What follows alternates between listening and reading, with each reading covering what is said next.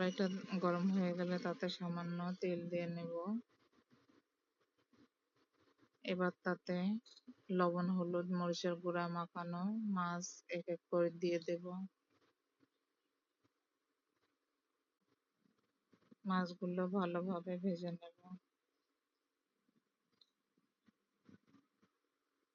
আজকে রান্না করব লাউ দিয়ে মাছ। আপনাদের কার কার ভালো লাগে লাউ দিয়ে মাছ রান্না জানাবেন। এবং দুপুরের দাওয়াত রইল, সবাই খেতে আসবেন।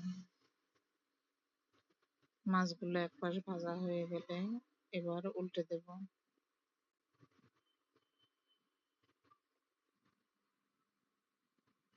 কিছুটা ভাজার পরে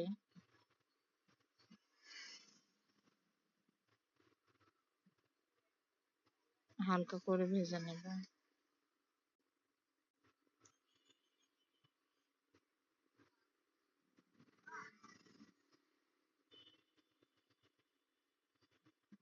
ভাজা হয়ে গেলে মাছগুলো তুলে নেব। এখন আমি কড়াইতে একটু পেঁয়াজ মরিচ দিয়ে ভেজে নিচ্ছি। তাতে 1 চিমটি জিরা ফোড়ন দিলাম। এবার তাতে সব মশলা দিয়ে রাখা লাউয়ের টুকরোগুলো দিয়ে ভালোভাবে নাড়াচাড়া করে দিলাম। এতে আদা বাটা, জিরা বাটা, পেঁয়াজ রসুন বাটা, মরিচের গুঁড়া, হলুদের গুঁড়া, ধনিয়ার গুঁড়া সবকিছু পরিমাণ মতো দিয়ে নিয়েছি, রেখেছিলাম আমি আগেই। আমার মশলা সহ লাউটা কষানো হয়ে গেলে তাতে মাছের টুকরাগুলা ঢেলে নাড়া দিয়ে কিছুক্ষণ ঢেকে রাখবো। মাছ সহ লাউটুকু কষানো হয়ে আসলে এবার তাতে পানি ঢেলে দেব পরিমাণ মতো। পানি দিয়ে এবার আবারও কিছুক্ষণের জন্য ঢাকা দেব।